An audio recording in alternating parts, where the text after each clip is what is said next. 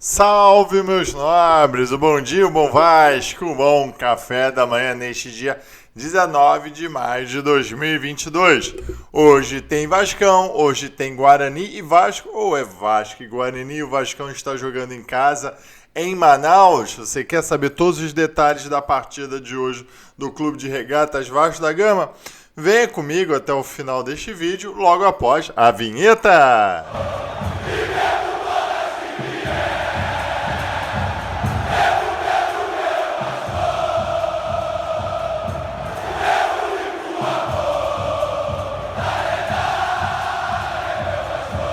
Bom dia, meus nobres, sejam muito bem-vindos ao Marca Vasco. Eu sou o Sérgio Marca e hoje aqui trazendo os detalhes da partida entre o Clube de Regatas Vasco da Gama e o Guarani Futebol Clube. Assim, meus amigos, aqueles pedidos já tradicionais, larguem o dedo no like, que muito nos ajuda a subir nesse YouTube de meu Deus. Inscreva-se neste canal, que você muito fortalece o nosso trabalho. E aperte aquele sininho para você ser sempre notificado dos vídeos que são lançados no Marca Vasco. Mas você já sabe, meu amigo, 7 horas da manhã para acompanhar a sua ida ao trabalho, para acompanhar a sua malhação matutina, para acompanhar seu café da manhã, os nossos vídeos às 7 horas da manhã, com as nossas opiniões, nossas críticas, nossas informações e nossas crônicas sobre o Gigante da Colina. E hoje, pela 8ª rodada do Campeonato Brasileiro de Futebol Série B 2022, o Gigante da Colina viaja até Manaus para enfrentar o Bugre, o Guarani de Campinas. Lembrando que o estádio de Campinas está em reformas e ele vendeu o seu jogo para Manaus. O mando de campo é do Guarani. Eles vão jogar na Arena da Amazônia, o estádio Vivaldo Lima, o famoso Arena da Amazônia, com capacidade de cerca de 44 mil vascaínos, porque praticamente estará lotada. A última parcial que o pessoal falou, já tinham sido vendidos 30 mil ingressos, mas acredito que até o final dessa manhã já tenha batido a lotação máxima do estádio. Então, novamente, o Vasco vai estar jogando praticamente em casa para a sua torcida. Lembramos que o jogo é às 9h30 da noite, com transmissão exclusiva pelo Premiere e, lógico, pelos seus streams, Premiere Play e Globo Play. E não podemos esquecer com a narração de André Martins pela Vasco TV, mas isso sem imagem. O trio de arbitragem será do Rio Grande do Sul, gaúcho. O outro será o Anderson Daronco, com o auxílio de Rafael da Silva Alves e Michel Stanislau. O árbitro de vídeo será também gaúcho, Jean-Pierre Gonçalves Lima, o Vin Diesel da arbitragem. E o assistente de VAR, particularmente nunca sei o que esse cara faz, será Ciro Chaban Junqueira, do Distrito Federal. Eu só sei o seguinte, meu irmão, quem quiser ir bater na arbitragem vai ter que ter disposição, porque parece pegar os dois bombadões do apito para colocar nesse Guarani e Vasco da Gama. Vamos agora para a classificação da Série B. O Vascão da Gama finalmente passa uma rodada no G4, está na 4ª posição com 13 pontos. O mesmo número de pontos do Bahia, só perde por causa do número de vitórias, e o mesmo número de pontos do Novo Horizontino. O Novo Horizontino que já tem um jogo a mais, empatou em 0-0 com o Sport. Sport esse que está na 2ª colocação.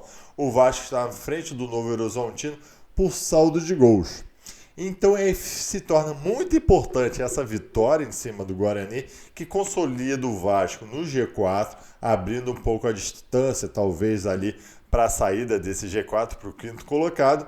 O Guarani, por exemplo, está em crise, ele está na 17ª colocação, naquela porta ali do Z4. Eu só quero chamar a atenção para vocês aqui que o Vasco já enfrentou os 5 últimos colocados do campeonato e, ao meu ver, o Vasco já tinha que ter mais pontos, garantido mais pontos, porque agora vai começar a vir as pedradas. A disputa direta para quem está lá em cima e na meiuca da tabela. Um destaque do Guarani é que lá possui os 3 ex-vascaínos. A zaga, Leandro Castan e Hernando. O Leandro Castan, a princípio, não deve jogar, mas talvez o titular seja o Hernando. E o Giovanni Augusto. É por isso que eles também estão em crise. O Guarani, querendo fazer uma zaga com o Leandro Castan e Hernando, sabendo que não deu certo no Vasco da Gama, o que eles estavam esperando? Que desse uma luz e jogasse bem no Guarani? Agora, as notícias do nosso Vascão. Vocês já repararam que as notícias são muito extra-campo?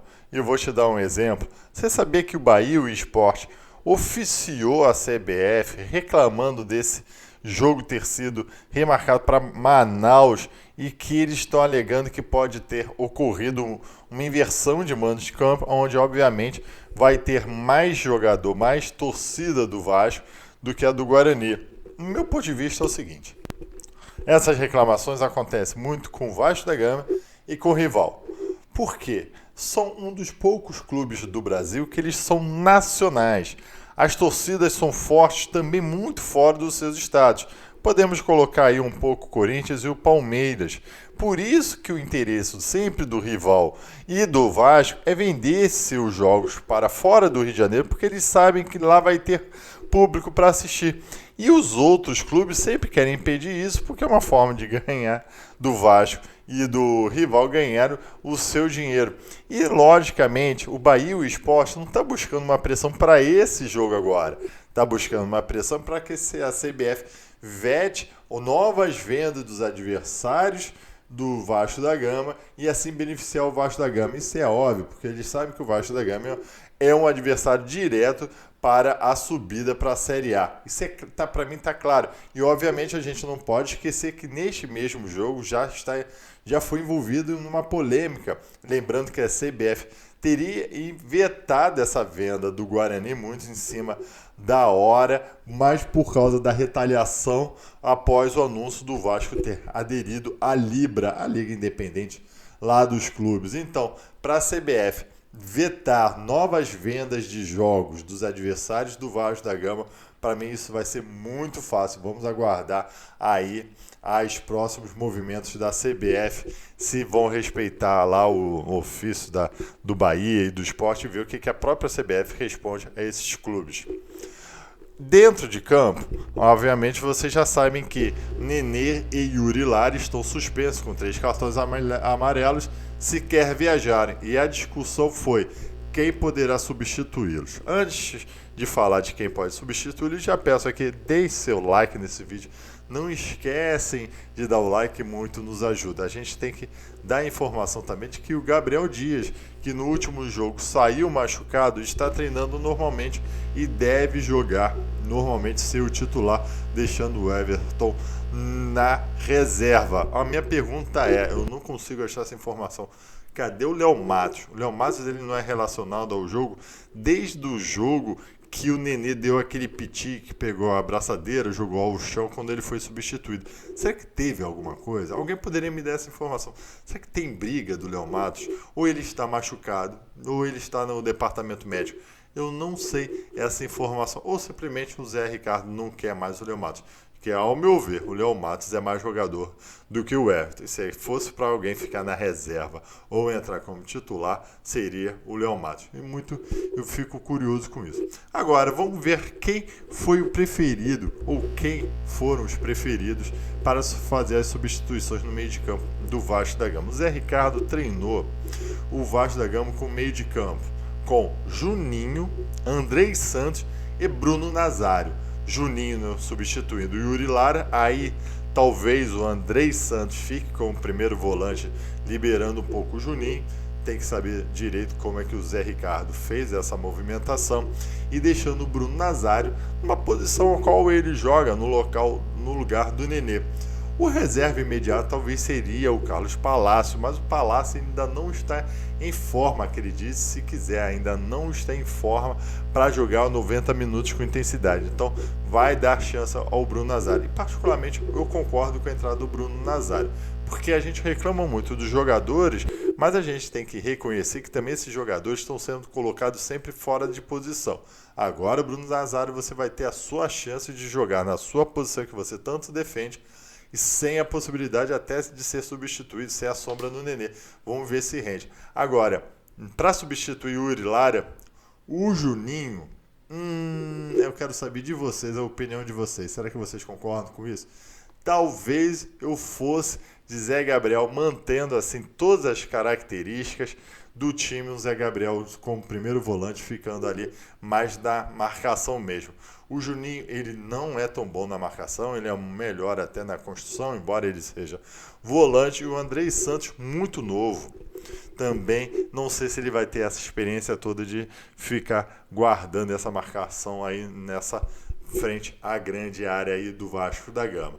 Mas também a gente tem que lembrar que a gente está enfrentando um clube, um time que está em crise, que é o Guarani, então talvez valha a pena arriscar. Mas eu iria de Zé Gabriel no lugar do Yuri Lara, deixando o Juninho, obviamente, para entrar no segundo tempo e arrebentar junto com o Carlos Palácio. Mas eu quero saber a opinião de vocês. A possível escalação do Vasco, então, será aquela já tradicional com essas duas mudanças. O Thiago Rodrigues, o Gabriel Dias, Anderson Conceição e Quinteiros e Edmar. No meio de campo será Juninho, Andrei Santos e o Bruno Nazário. E na frente será o Gabriel Peck, Figueiredo e Raniel. Raniel este que já está começando a ser muito contestado, inclusive por mim. O palpite para este jogo foi 1-0, aquela goleada do Vascão. Olha, e gol de Anderson Conceição naquele escanteio ali que ele mete a cabeçada. O destaque para essa partida, eu quero ver muito esse meio de campo, se ficar assim, esses dois garotos. Andrei Santos, que foi convocado para uma sessão de treinos pela CBF, lá para a seleção sub-20, onde o treinador até o Ramon Menezes, e o Juninho tendo a oportunidade de começar mais um jogo como titular. Vamos ver se ele está fisicamente preparado, mentalmente, para garantir esta posição. Então, meus amigos, aqui eu vou terminando esse pré-jogo com essas informações da partida. Vamos torcer muito para o Vascão, que esse jogo é importante, tem que ganhar para consolidar o Vasco no G4. Muito obrigado e tchau!